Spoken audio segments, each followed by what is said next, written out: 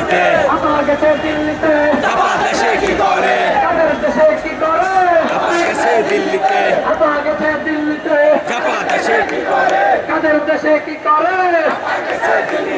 আপা গেছে দিল্লিতে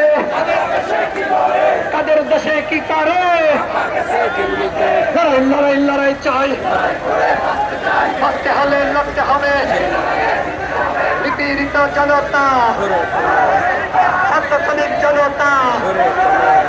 লড়াই লড়াই লড়াই চাই দিয়েছি তো রক্ত